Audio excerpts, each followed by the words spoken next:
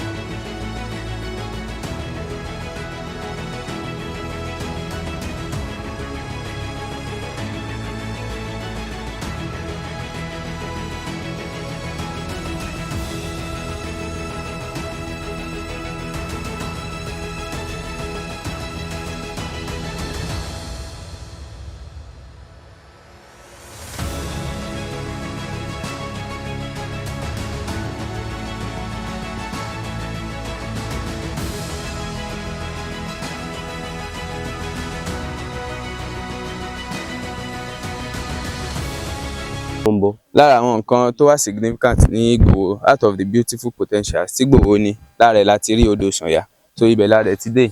So dádì wa máa sọ díẹ̀ fún wa nípa nǹkan tí odò Sànyà jẹ́. Ẹ kú iṣẹ́ o, ẹ jẹ́ ká lọ síbẹ̀ sà. Wow.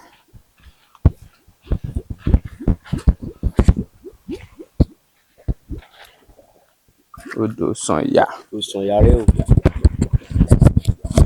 Ẹ máa sọ̀rọ̀. Ṣé bó ṣe mu? Odò Sànyà la wà yìí, so wọ́n máa sọ nǹkan díẹ̀ fún wa nípa odò Sànyà. Gẹ́gẹ́ bí a ṣe mọ̀ ní òkè òkun, ara àwọn nǹkan tí a ní ní tó jẹ́ nǹkan ìṣẹ̀ǹbáyé láyé àwọn bàbá wa fi lélẹ̀ ní odò Sànyà náà rèé. Tí Aláàfin fi lọ́lẹ̀ fún wa kó tó di kúrò ní ìlú. Ok, Aláàfin ló fi odò yẹn lọ́lẹ̀. Ok, gẹ́gẹ́ bí ìtàn pé ọmọ Aláàfin kan kú, so nígbà tí wọ́n dé àárín yìí, so wọ́n bí ọmọ mi, so ni wọ́n ṣe ń pe odò yìí ní odò Sànyà. Ok, bí pé kéèyàn gbọ́n ìyá èèyàn nù. Ok, omi yẹn dẹ̀ tutù dáadáa.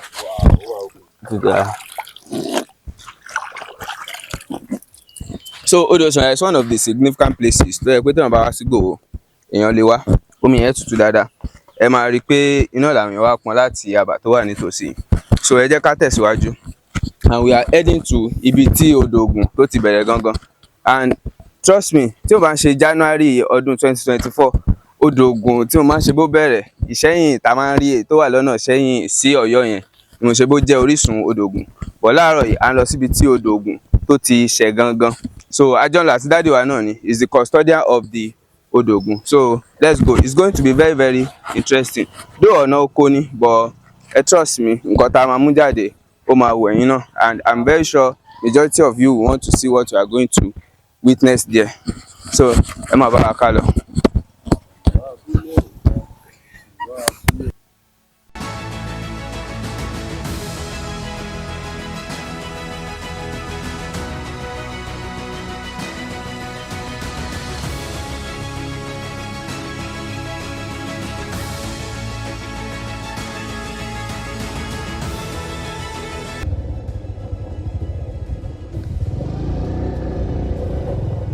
Did you show me phone? I show me phone.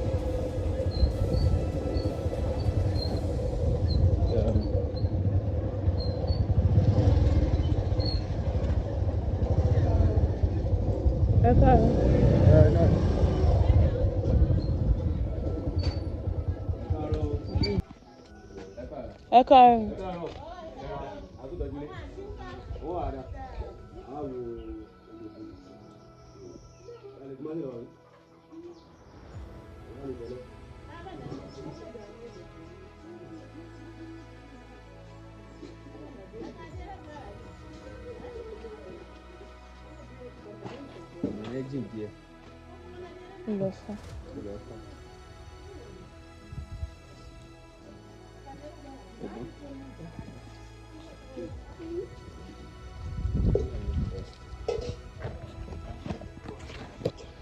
Ah. Kí ló kẹ́? Yes. Ó yẹ kó máa wẹ̀ fún mi. Alábòsí. Àbí kí ló pè?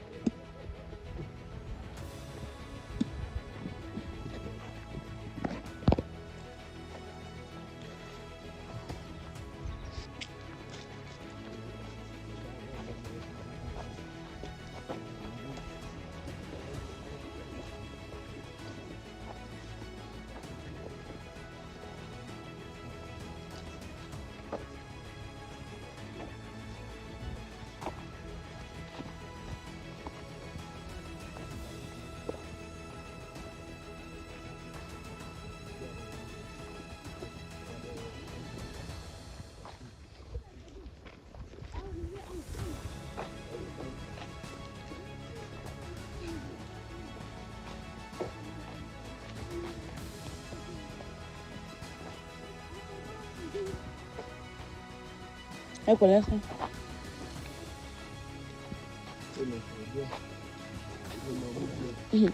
Ó lè kọjá ó nà ṣe o. Lórí tẹ́sán bá lọ nà báyìí yóò yá ni.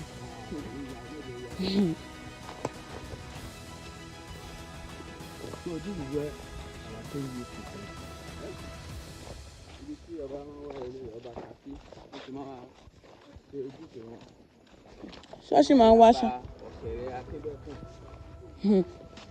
Rex, ṣọ́ọ̀ṣì máa ń wáṣọ.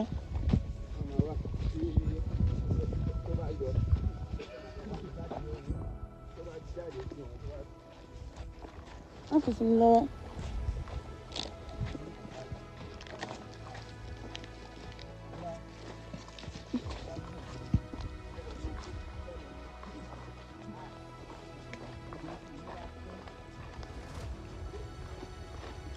Iṣu kọ́ lélẹ̀.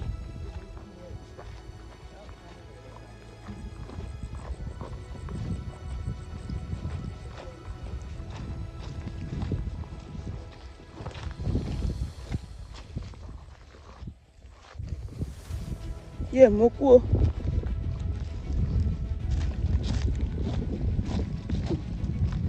Future leader of tomorrow ẹ wo ibi tó ń gbà.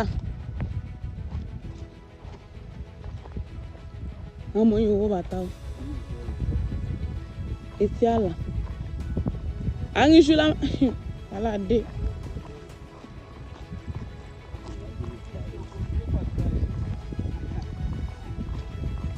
Ilé fẹ́ tó 1 million.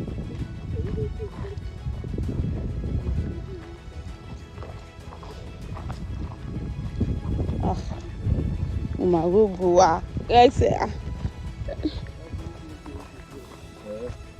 Méjì.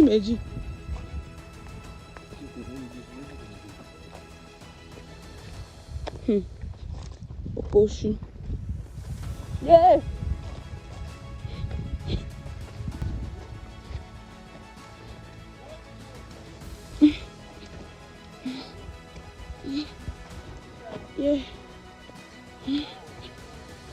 Oko. Yesu. Ẹ kú iṣẹ́ o.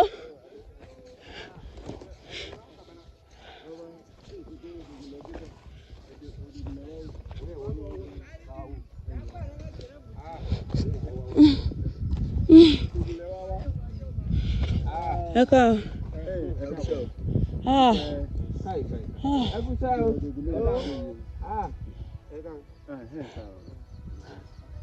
Wàhálà. Wọ́n fẹ́ tó 5 million. Ó lè ká.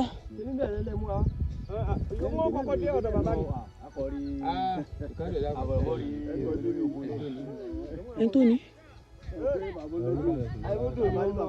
Ká kọ́kọ́ lọ sódò náà.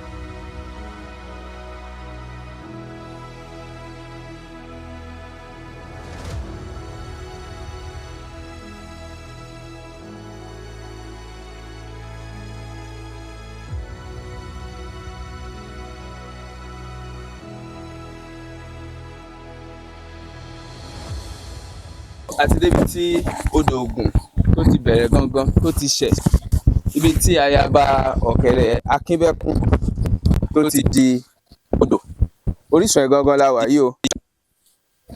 So ẹ jọ̀ọ́ ẹ bá wa sọ nǹkan díẹ̀ nípa odò Ògùn.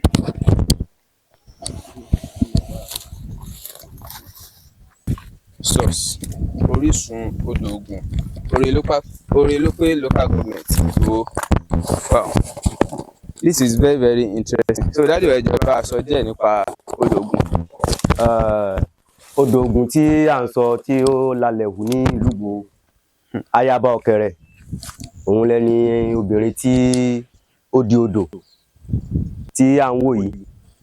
A rí tá bá a ṣe ń wò yìí, a rí pé odò yìí odò tó sàn káàkiri odò Ògùn ni, káàkiri òkè Ògùn ní bíbá yìí ni odò yìí sàn káàkiri, ṣùgbọ́n orísun rẹ̀ gangan ibẹ̀ ni a wà yìí. Gẹ́gẹ́ bí ìtàn ṣe sọ fún wa, ayaba ọ̀kẹ́rẹ́ òun ló di odò tí ó di omi káàkiri òkè Ògùn lónìí. Ọdọọdún náà ni wọ́n sì máa ń wò. Ọdọọdún ni wọ́n máa ń wò. But honestly we still have a very very long way to go. I mean ní ilẹ̀ Yorùbá, because a ti ń neglect àwọn nǹkan tó jẹ́ nǹkan ìṣẹ̀ǹbáyé wa, nǹkan tó jẹ́ nǹkan ìṣẹ̀ǹbáyé wa, so a ti ń neglect ẹ̀. Irú bíbá yẹ wo irú ọ̀nà tá gbà ká tó dé ibi, so kò yẹ kó rí bẹ́ẹ̀. Ó ṣe odò yìí ẹni ohun tó yẹ pé táwọn yẹn bá ń tẹ̀gbẹ́ lọ àbí tẹ̀ bá kẹ́ ń lọ nugbó, wọ́n rí kíní ìgbà ayaba ọ̀kẹ́rẹ́ tí ó là mọ́lẹ̀ yẹn níbí tó fi di omi.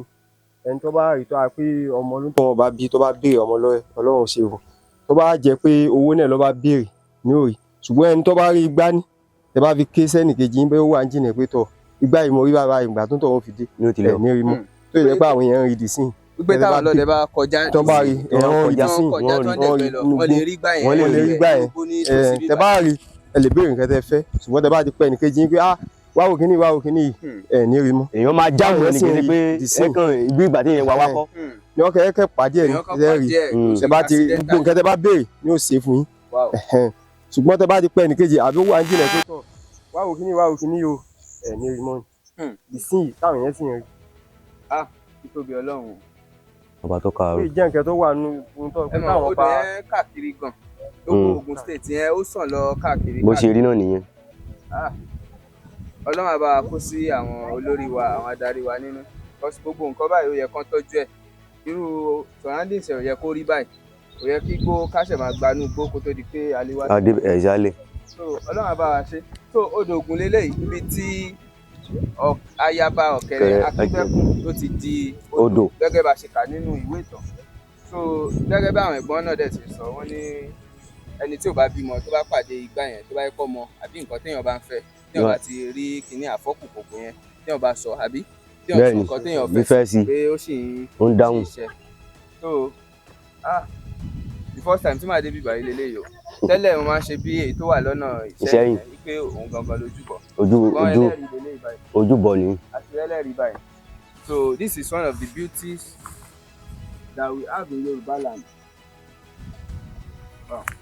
tó àbúṣe wà nìyí tó jẹ́ ti àbúrò wa lọ́hùn tó tẹ̀ lọ Ògùn ló ti sí lọ́hùn. Ó jẹ́ nǹkan tó wí táwọn bá tó máa ń kọjá lọ tó bá síbẹ̀ síbẹ̀ tó ń gbòdì lọ yẹn tó ń gbọ́dọ̀ rí omi wọn. Ó ìfìyà pé tó bá rí omi wọn fọ̀ ìgbà tó bá kó mi lókè yẹn wọ́n á yẹ sọ fún ọ pé tọ̀ wọ́n ti kó mi lómi yìí wọ́n á gbé lókè wá. ẹ wò bó dẹ̀ ṣe dúró èèyàn ṣe bí ó jẹ́ nǹkan tí ó. ohun tí ń ṣẹlẹ̀ náà ni pé wọn ò fọlọ̀ fojú rí.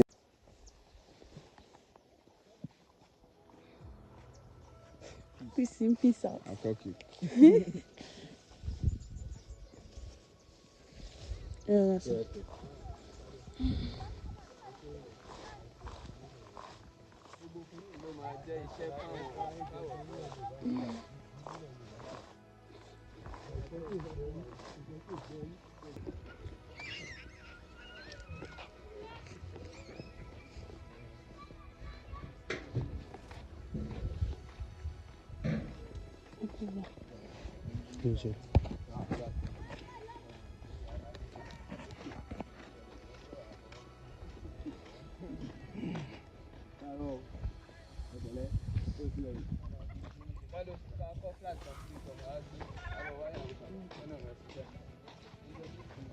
ẹ wo bí west ẹ wo bí ẹwẹ yìí ẹ má bá mi wáyàwó kan.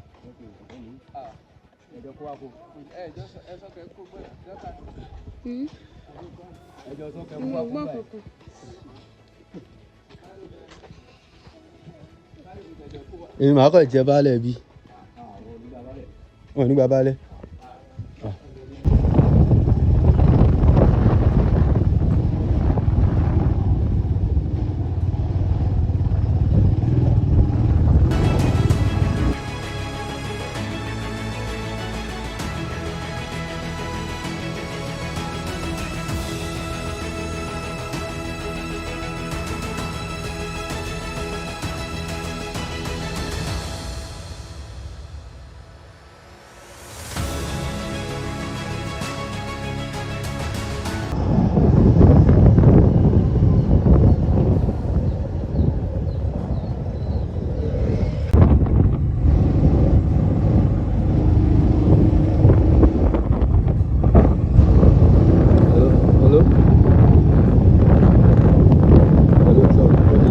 Hello?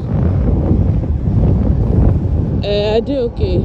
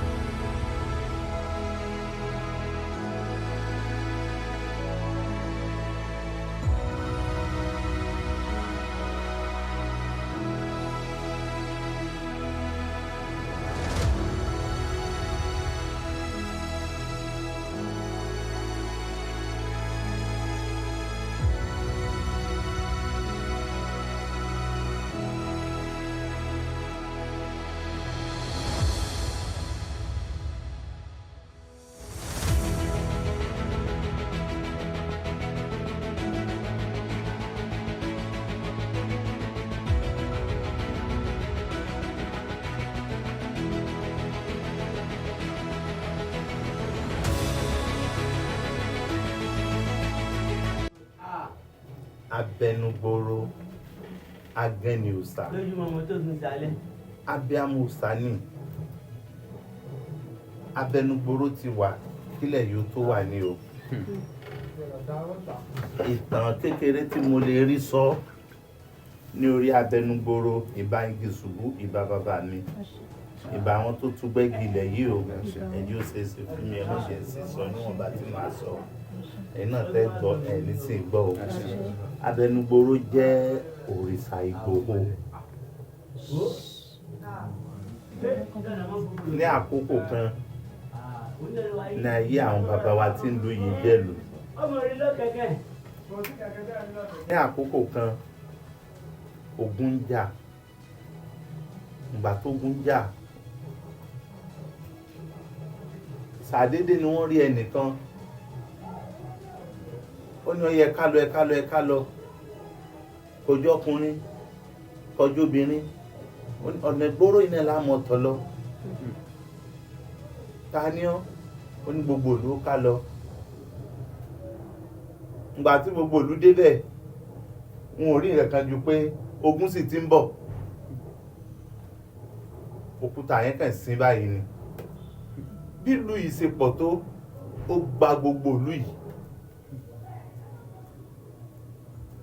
títí tó Ògùn ní fi jọ́ kejì wọ́n sì ń jẹ níbẹ̀ wọ́n mu níbẹ̀ ìgbà tó Ògùn lọ tán ilẹ̀kùn sí oníkálukú tó ṣe kíni oníkálukú tó jáde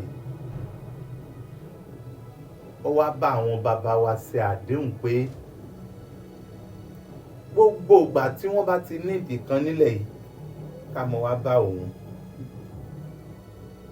máa ṣe fún wọn kí wà tó sára ilẹ̀ yìí nìkan o bí mo ṣe jókòó yìí àwọn mínísítà àwọn gọ́vnà àwọn pírẹ́sidẹ́ǹtì àwọn rẹ́ẹ̀pù gbogbo òpó téèyàn bá ń wá láyé yìí tó o bá ti fi lè dé ọ̀dọ̀ abẹnugboro ipò yẹn á bọ́ sí ni ṣùgbọ́n o ohun tó fi ṣàdéhùn ò ní sọ sókè o ohun tó máa lọ fi jẹ́jẹ́ níbẹ̀ pé tó bá rí bẹ́ẹ̀ o máa wá fún ẹ ní nǹkan báyìí o lọ́dún tó lọ ẹnìkan ṣàkíyàn déédéé ló bá mú mọ̀lúùdé ẹnìyẹn wá látìkìtì wọ́n bá dé wọ́n bá mú mọ̀lúùdé wọ́n bá ní ó jẹ́rù ní kára báyìí ìjọ́ òní kára lónìí ní kára ó ní ọ̀gá ní tò àdéhùn táwọn ṣe là ń gbọ́ bàtà dẹ́ta la fẹ́ mú tò pick-up méjì wọ́n ti páàkì sinapu ní wáìnì ní oríṣiríṣi ọtí 5 alive tá a bá wá ń lọ síbi òòṣà yìí àìsọ fún yẹn ṣùgbọ́n gbà tá ẹ rí 2 hours tá a bá pa màálù ń bẹ̀ kí màálù òun ṣe lè tò kó tó kò ní tó wá jẹ. nǹkan tẹ́ ẹ bá wá mú lọ ọbẹ̀ lẹ́yìn ìgò ọtí tẹ́ kúkúrò ń bẹ àti kòkò èèyàn gbọ́dọ̀ ṣe èsì mú fẹ́ràn nǹkan kúrò ń bẹ báyìí tó jọ mọ́ ẹran àbẹ́kọ àbí àmàlà àbí ìrẹsì ibẹ̀ náà láti ṣe kí ni. ìyàlẹ́nu tó kàn tó máa ń jẹ́ fún yẹn ni pé tẹ́ ẹ bá tó wá débẹ̀ tẹ́ ẹ fi kúrò ń bẹ ẹ̀fọn àbí igi àbí nǹkan kò sẹ́ni tó lọ rí tó dágbò níbi tẹ́ra lọ wẹ́rẹ́ yẹn tẹ́ bá ti pé tó ẹ bá lọ pẹ́ lọ ṣàdúrà o gbogbo iye wákàtí tẹ́ bá lò ń bẹ̀ kọ́dẹ̀ ní gbúrò ẹ̀fọn ibẹ̀ yẹn máa fi hàn pé ààyè ọ̀wọ̀ ni tí nǹkan bá ti fẹ́ ṣẹlẹ̀ láàrin ìlú láìpẹ́ yìí táwọn ajínigbé ń gbìyànjú káàkiri nínú ìlú yìí a lọ síbi a lọ ṣàdúrà àpàtà ṣàdúrà tán gbogbo àwọn tó ń jiyàn gbé lọ́wọ́ tẹ̀ kódà tó ń pọ̀ ọmọ ìlú yìí mẹ́mẹ́ ọmọ ìlú ìgbà wọn mọ̀ mú gbogbo wọn tó táwọn dẹ́ ń sìn wọn lọ àwọn èyí tí wọ́n kó lọ yágẹ̀kú kò sí Yorùbá kan bẹ́ẹ̀ àṣẹ àwọn bòròró ni gbogbo wọn kò sásì nǹkan kan téèyàn bá lọ síbẹ̀ tó tọrọ tọ́lọ́run tó sì gbogbo tèmi ìgbà gbogbo ọmọ ìlú yìí tó bá ń lọ síbẹ̀ pátá kódà àkókò kan tí mo lọ gbogbo àwọn tó wá láti ilẹ̀ yìí adìẹ sáde kìtìkìtì wọn bá èmi ti parí ilé mi o èmi ti fẹ́ kọ́ lé mi parí o tí n bá ti wá ní bóyá ti parí rẹ o màsín mo fẹ́ rà o mo ti rí màsín náírà o oríṣiríṣi sáà ń ṣe kí ni wọ́n sáà ń sọ ohun tábẹnugbòrò yìí ṣe fún àwọn tá a bá wà níbi abẹnugbòrò yìí a máa ń kọrin pé abẹnugbòrò gbà wá o gbà wá o abẹnugbòrò gbà wá tọmọtọmọ mọmọ jẹ àpò gbà wá o gbogbo lọmọkùnrin gbà wá o bí kankan bá ti fẹ́ wọ̀lú wá lè rí ọmọ ìlú yìí kan kí nǹkan tí wọ́n ṣẹlẹ̀ sí nídàálẹ̀ lẹ́yìn odi tóun náà bá dùn ún tó bá fi sọ pé abẹnugbòrò tó bá fi lè sọ pé abẹnugbòrò lórí abẹnugbòrò ẹni tó ṣèwọ́n ní nǹkan báyìí ìwà abẹnugbòrò gbogbo bí tó bá wà tó ẹ pé nílé ọmọ ìlú yìí ni tó bẹ pe orúkọ rẹ̀ òkè ṣòro tó níyẹn ní Ọ̀yọ́ ń bẹ bẹ́ẹ̀ ni gbogbo àwọn alágbára Ọlọ́run gbàdúrà wa ìwọ̀nba tí mo rántí láti sọ nù ẹ ṣé gan sir. mo jẹ balẹ̀ láyọ̀. ẹ ṣé.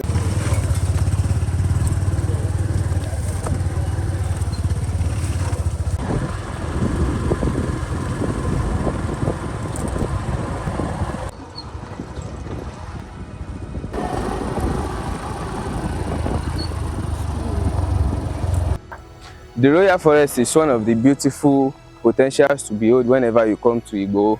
So and ibi báyìí ni wọ́n sin àwọn Alaafin mẹ́rin sí. So lónìí gẹ́gẹ́ bá ṣe ń ṣe látàárọ̀, so we'll be exploring the inside of the Royal Forest pẹ̀lú dáàdì wa, the ààrẹ of Yorubaland.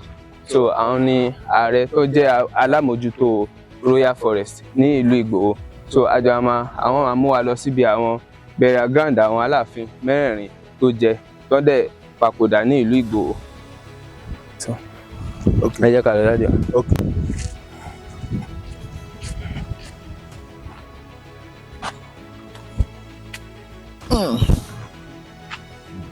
ẹ mọ kí èsì lára wa Ọ̀bùn níní o. Àwọn èèyàn wa fẹ́ràn wọn.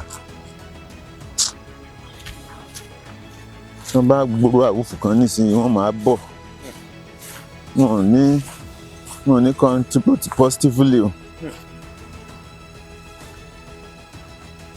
Èmi tẹ̀ ń wò pé gbogbo àwọn irú nǹkan báyìí ó yẹ kí ìtọ́jú tó pọ̀ fún ọdún báyìí lọ. Tọ́ ṣe mọ̀ pé gbogbo ohun tá à ń ṣe self-help la fi ń ṣe fúnra wa. Láàárín ọdún yìí nísìnyí ẹ̀ẹ̀mejì láti wá spray rẹ̀ tó fi ojú ọ̀nà fi clear báyìí. Tọ́ àwọn nǹkan míì náà tún bẹ tá à ń ṣe out of our purse. Láti ìgbà tí wọ́n ti ṣe wọ́n ti ṣe sample tí wọ́n ti ṣe wọn. Bàbá tó wà níjọba ń gbà yẹn láyé as the governor, bàbá Kọ́lápọ̀ Ìṣọ̀lá. Àtìgbà yẹn wọ́n ti ṣe dé nìyẹn. So ìjọba yẹn wó. Tó bá yẹ pé ìjọba yẹn ò wó, bàbá wa tó ní lẹ́mìí láti beautify bíi engineer Iyọ̀lálà ó là ń pe bàbá yẹn òní chairman. So gbọ́ngbà ìjọba yẹn wó mi tó lè ṣe dé náà nìyẹn. And since then àti ìrì none of the chairman tí ó signify pé jẹ́ kí mi náà tiẹ̀ ṣe bíi 3 meters kẹ̀kẹ́ ṣe pé little by little we could have enclosed the area. So a sì ń bẹ lọ́hùn náà ni. Because èmi feel pé gbogbo àwọn responsibility nǹkan tó bá jẹ́ tó ti wà láàrin ìlú pé ó yẹ kí state government kan lè release fún local government. àwọn traditional. Wọ́n kálukú wọn náà ló ń claim pé 3 autonomy ló wà níbẹ̀. Local government, state government and federal government. But they did not place their quota effort lórí ẹ̀. So the government issue ṣe ń tí though a ti ń sọ̀rọ̀ lórí social media in many ways tó bá lè rí àwọn philanthropists láti assist. Tó bá tẹ̀ wá dìpọ̀ dòun tán bí wọ́n gọ́ọ̀mẹ̀ntì kan bá fẹ́ pò wọ́n gbòjàgbà á ní nǹkan kan tá a lè fi kí ara mọ́lẹ̀ wọ́n ṣẹ̀san. So but since then àṣà ń bẹ lọ́hùn náà ni. So kọ́lọ́run kó náà ti wá sí dáadáa. So níbi tá a wà yìí òun ni gbangba Aláàfin Òfinràn. Gbangba Aláàfin Òfinràn. Iwájú ta ìlà dúró báyìí. So oríṣiríṣi authors ló wà. Ṣùgbọ́n ohun táwa bá lẹ́nu àwọn tí wọ́n fi wá dilẹ̀ òun ni pé Aláàfin Òfinràn òun ni Aláàfin àkọ́kọ́ tó tẹ Ọ̀yọ́-Ìgbòho. So lẹ́yìn rẹ̀ ọkàn Aláàfin Ọ̀rọ̀ǹpọ̀tọ̀ Àjíhún Aróbòṣẹ́tẹ̀. So ó kan Aláàfin Ajíbóyèdé kó tó wá kan Aláàfin Ẹ̀gúngún-Ojú tó jẹ́ the 4th one tó ṣèjọba last ní Ọ̀yọ́-Ìgbòho. Lẹ́yìn rẹ̀ ìgbà tí wọ́n ń migrate bọ̀ láti area Dahomey àwọn ọmọ tí wọ́n bí sójú ọ̀nà wọ́n ń pè ní Tẹ̀lábípa tàbí Ọbámọ́rọ̀. tàbí Ọbámọ́rọ̀. Òun ló trace history lọ sí Ọ̀yọ́ ilé pé káwọn padà síbẹ̀ kí bẹ́ẹ̀ tó mọ́ gbà wọ́n láàyè mọ́. Òun ní ìbá jẹ́ Aláàfin karùn-ún tó lògbà ní Ọ̀yọ́-Ìgbòho. So ṣùgbọ́n nígbà ó ti ní aim àti lọ ó ti wá compensate Alépàtà gẹ́gẹ́ bí the sole authority of the Ọ̀yọ́-Ìgbòho nígbà tí wọ́n lọ tán. So yes sir. So Aláàfin tẹ̀lé Abípa òun náà ní Aláàfin karùn-ún. So tí wọ́n fi move lọ sí Ọ̀yọ́ ilé. But I can't say more than that because none of my family was not there. Ọgbọ́ngbà àdọ́yọ̀ ilé ohun tó ṣẹlẹ̀ níyì o tí wọ́n fi lè transmit history yẹn sáwà tí tó fi kan ọ̀dọ̀ ikú lọ́hùn.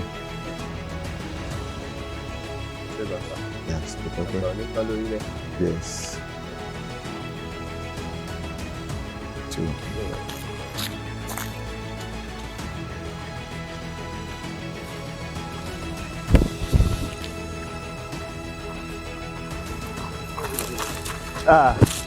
wọ́n máa ń pàpọ̀ ẹ̀ ni.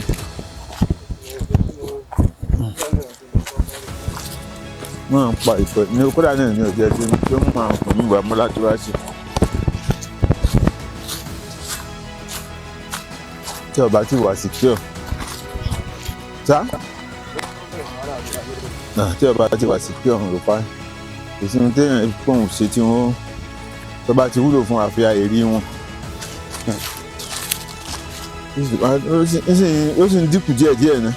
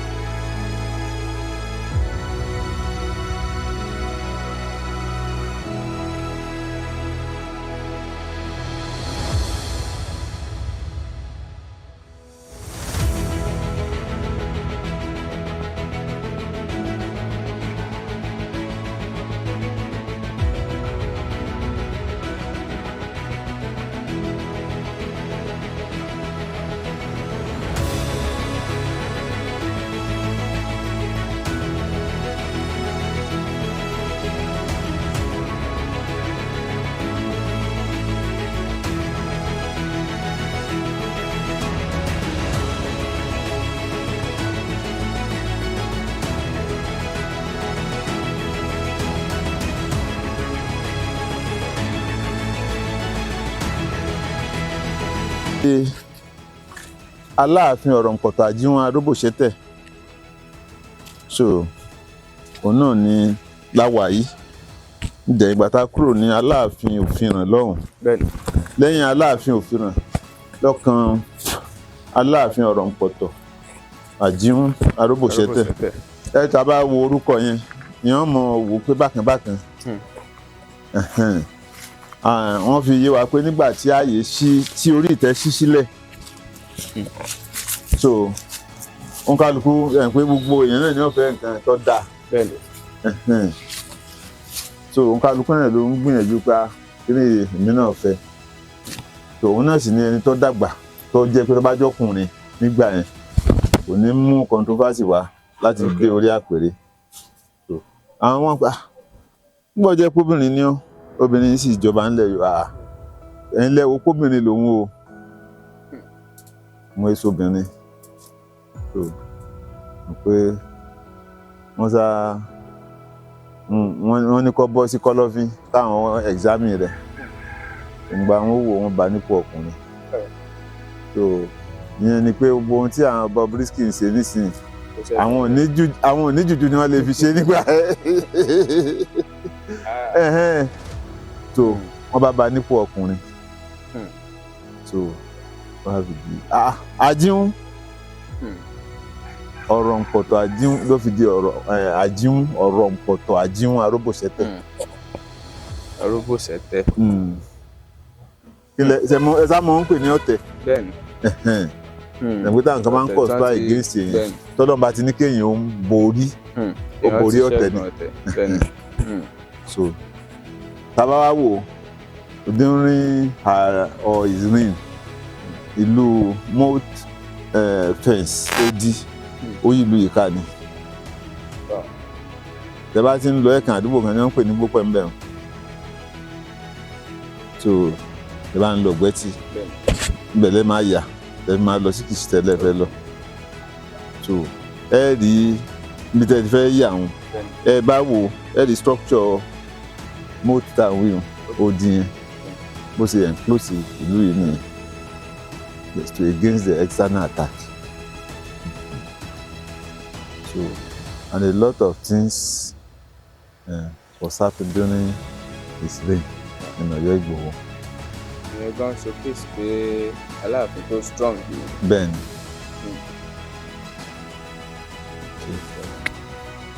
ẹ ṣé gan.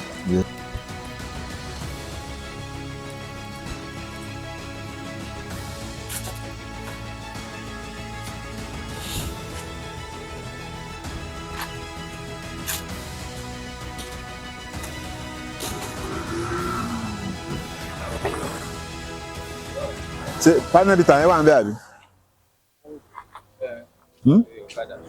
àwọn onígbà kọ́kọ́rọ́ ń bẹ láyé àwọn ní master key.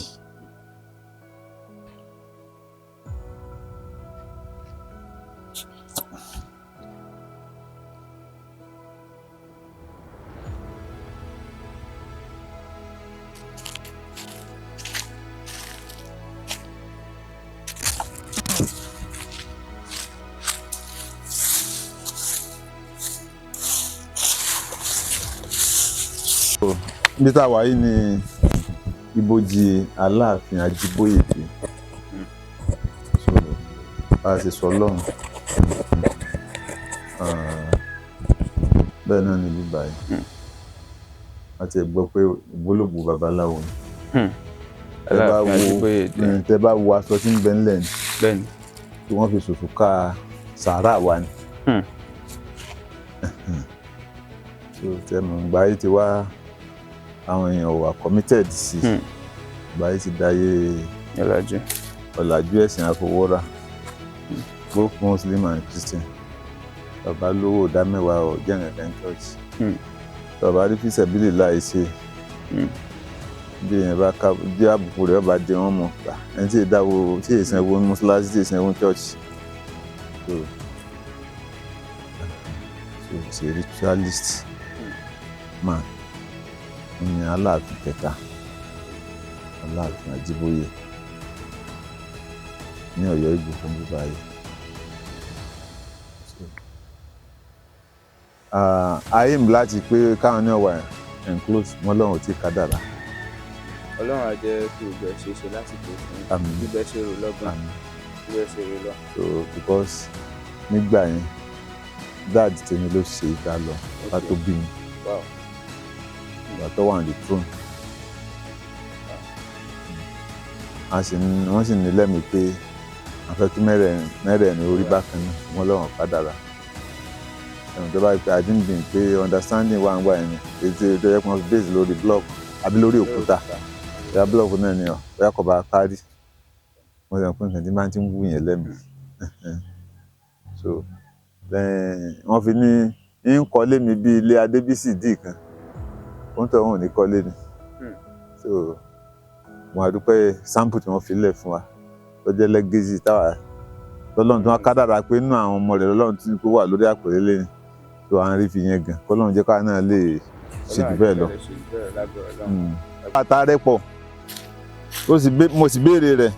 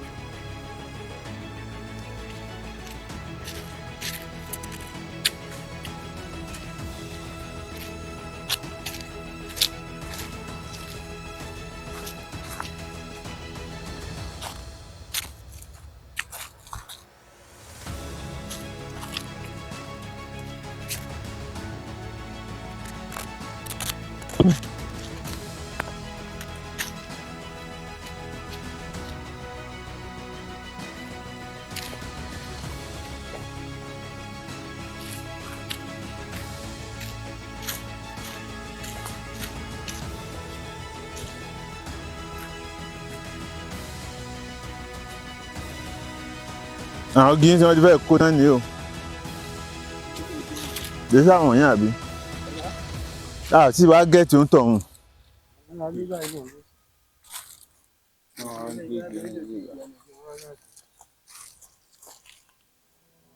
àṣírí ó tún jọ kan.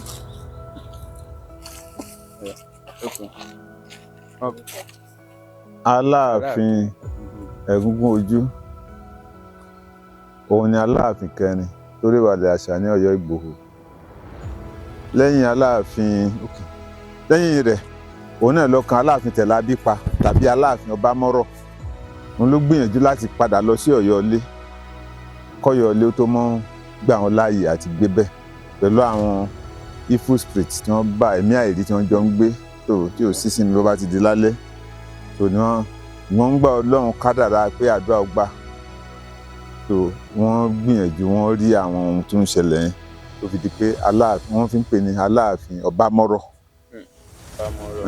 tàbí Tẹ̀lábípa.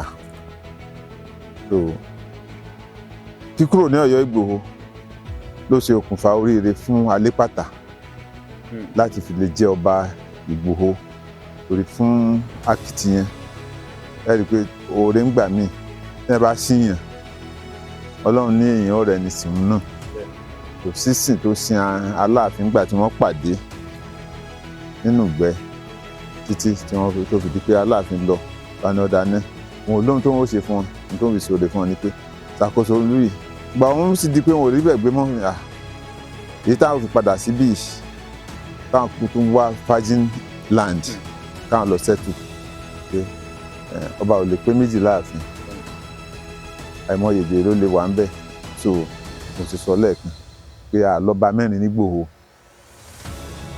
wọ́n káwọn èèyàn ó lè rí mu jẹ wọ́n sì lẹ́ni tínú tọ́lọ́run òdùnnú tí ń lá ṣúgà tíbi tí ṣúgà bá tán so as for me nísìnyí ẹ rí i pé periodicity tí mo ní mo lè pé mo ní capacity ju Alépàtà lọ torí mo lè sọ pé I'm descendant of Aláàfin so ṣùgbọ́n a gbọ́dọ̀ dàrú so a gbọ́dọ̀ ṣe ayé bá a ṣe báyé àwa márùn la ń bẹ bí àbá mẹ́fà àwa ní kí bàbá yìí ó ṣe òun ló jẹ́ chairman tá a bá dé pàdé so dẹ̀ pé alága náà ló ga lórí ohun gbogbo so a ṣètò sálárì ni a ṣe ọ̀dà ní incentive míì ni so and in sign of a document he hold the green biro who is going to be the head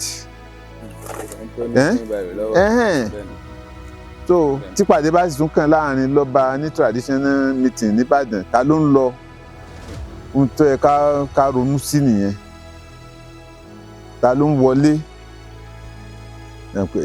wọ́n bá rí bẹ́ẹ̀ ọ̀dà mìíràn lọ Ìbàdàn jẹ́ta bá dé Ìbàdàn ọba àwa mélòó la wà ń venue àwa mélòó la attend the meeting so ara ibi tí mistake ti wáyé ó jẹ́ pé àwọn tí wọ́n ń lo opportunity yẹn láti fi tan àwọn èèyàn láti fi dà lóru tẹ́ fi ń sọ pé àyìnbọn síra wa nìyẹn so àyìnbọn síra mo ti so but ìṣòro ṣàgbà ń gbogbo lẹ́yìn ìṣòro Haruna Ìṣọ̀lá ó lójú tó bá fara balẹ̀ yóò rí mú yóò pa madam ó ti ń practice òmò wíwọ̀n tójú bá ti fara balẹ̀ yóò rí góńgó mú so kọ́lọ́run ọba kó jẹ́ pé òye ó tètè yí àwọn tá à ń kó jẹ́ wọ́n lè mọ̀ pé kò rí bẹ́ẹ̀ bá a ṣe kéré mọ́ àwọn tó ti ṣáájú àmọ́ bí wọ́n ṣe lògbà tìlú yìí fi rọrùn bàbá wa ní àti ní gọ́ọ̀mẹ̀ntì incentive ní orí ló pé nígbà yẹn náà there is none so àwọn secondary school ta ní joint ni pẹ̀lú community help ilé ọlọ́pàá tá a bá pé ó tún jẹ́ gọ́ọ̀mẹ̀ntì ìlú ló kọ́ a ní general post office ìlú ló ṣe general ìlú ni so kí ló yẹ kó ọmọ mú jà wá so àti bẹ́ẹ̀ bẹ́ẹ̀ lọ kò sí kankan tó ti jẹ́ pé this is a government owned institution tàbí nǹkan and we are yes or at least then so owó náà kéré. kọ́lọ́run ọba kó bá fún alágbára ń sùúrù wọ́n mọ̀ dá wa mẹ̀kúnnù láàmú mọ́ wọ́n kò ti jóye bàbá ilé bàbá oyè kọ́ tí wọ́n fẹ́ jẹ wọ́n ti ń jẹ so kí n so bó ṣe jẹ́ nìyẹn àmín. Because a lot of people ní wọn mọ gbogbo ìtàn wọn ò dẹ̀ mọ gbogbo nǹkan tó jẹ́ àwọn nǹkan tó jẹ́ ìwà wa pàápàá jùlọ àwa tá jẹ́ Yorùbá náà nǹkan ò kì í jọ wá lójú. Bẹ́ẹ̀ni. So torí irú bíbà yìí lẹ́ẹ̀kan tí à ń bọ̀ wá sọ́dọ̀ yẹn tá gbà bí lára ẹnìkan tó ṣẹ̀ yàgbẹ́ tán tó ń jáde so èmi rò pé téèyàn bá jẹ́ ọmọ ọkọ gan àwọn nǹkan kan bẹ tó yẹ pé ó gbọ́dọ̀ mọ tìyàn lára láti ṣe gẹ́gẹ́ bí ìkíní. bá a ṣe bá bí yìí pẹ̀lú fún pínpín ẹ̀bẹ̀ gbọ́dọ̀ tó fáwọn wọn kí igi yẹn ti wó lulẹ̀ so wọ́n sì kó kalẹ̀ wọ́n wá ń jí kó ni o sẹ́yìn pé tọ́wọ́ bá tẹ̀lé ilé yẹn iye tá a bá fẹ́ la lè gbà ṣùgbọ́n mọ̀ pé yẹn burú yẹn ṣe gbà so adúpẹ́ púpọ̀ wọ́n ju bá ń bẹ̀ lọ́pọ̀.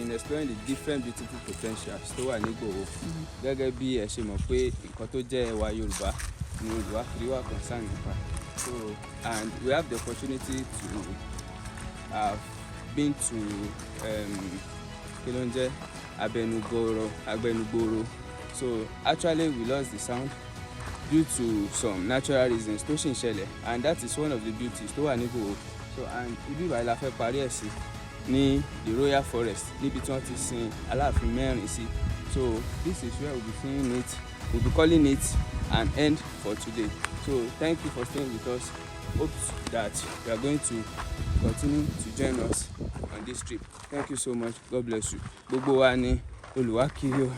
peace yín dà. Peace afọ́kì. wàláì pé máa wà bẹ́ẹ̀ nìyẹn Ọlọ́run bá ń gbọ́. Nice one. Well done. Ẹ ṣé again. Okay.